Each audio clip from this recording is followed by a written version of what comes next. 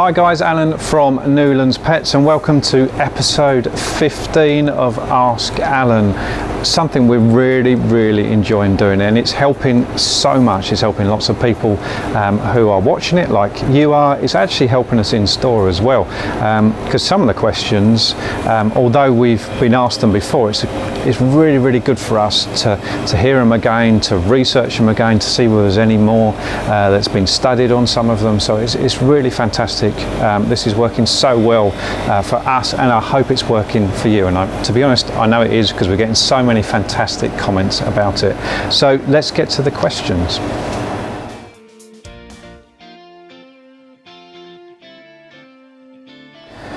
So question 1, is all grain-free food good food? Which I would have thought would be easy to say, since I've been doing grain-free food for such a long time. It's just not working, is it? No, it's not. So the reason we don't want grains in a dog's diet is that it's really not a natural thing for them to process, and lots of dogs have loads and loads of problems with it.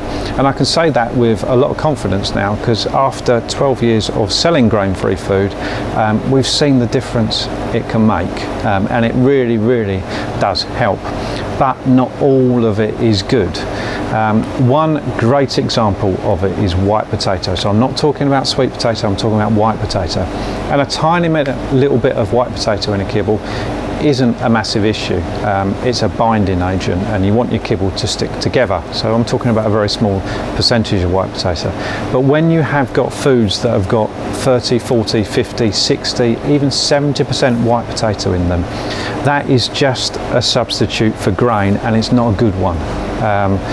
So what we're looking to do is look at the glycemic index. It's how food releases its energy, and meat releases it nice and even, whereas grains, especially things like corn, reduce their energy really quickly, and that's why you'll often get dogs go a little bit hyperactive after eating.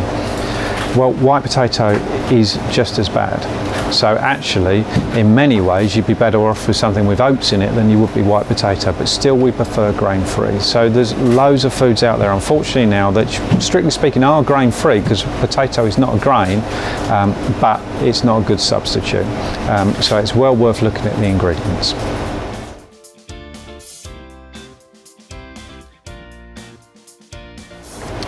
Question 2, when I change my dog's food, they only eat it for a few days and then they stop eating it. Why? The main reason for this is change is good as a rest is something that I don't know, as my dad or my granddad used to say.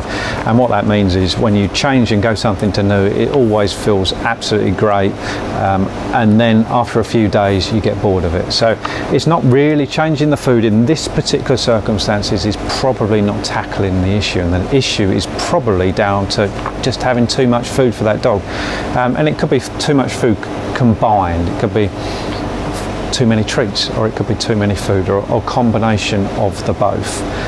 So the real thing you need to do is tackle that issue. Now, the person who asked this question, I don't know whether that is the case, because you will always find a food that a dog prefers as opposed to another one. But I suspect, just from experience, this person has changed their food lots and lots of times to try and find one that works, and it just hasn't. And in my experience, fussy dogs are pretty rare, genuinely fussy dogs. So what you'll find is it's probably a calorie thing. And I know I spoke about this so many times, but it is worth repeating because this helps so many people. Just reducing the amount of food you give can always make a difference, and can really help 99% of the dogs that appear to be fussy. But if you change the food, they kind of fool us into thinking it's working, because we change the food and they eat it really well, and then all of a sudden stop. It's just because you've given them a new flavour, they like it for a few days, but then stop eating it. So it's probably a calorie thing. That's probably why they're going off the new food as well.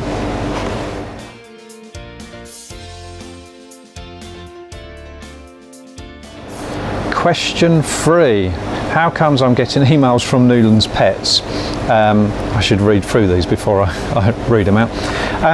You're getting them probably because you either signed up for a loyalty card, possibly on email, maybe at a show as well, but the likelihood it'll be the loyalty card.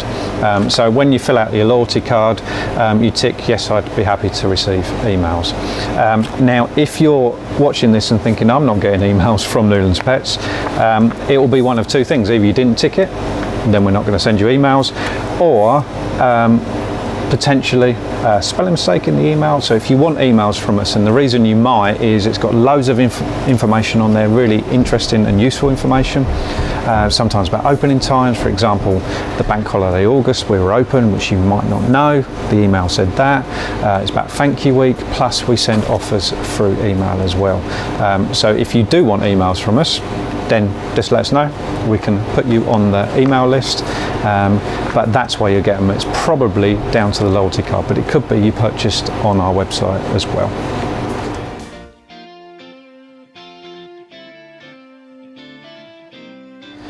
And question 4, is raw the best way to feed cats? We're getting asked the same questions because we're doing more and more cat food. We're getting asked the same questions that we used to get asked for dogs, and still do ask for dogs as well.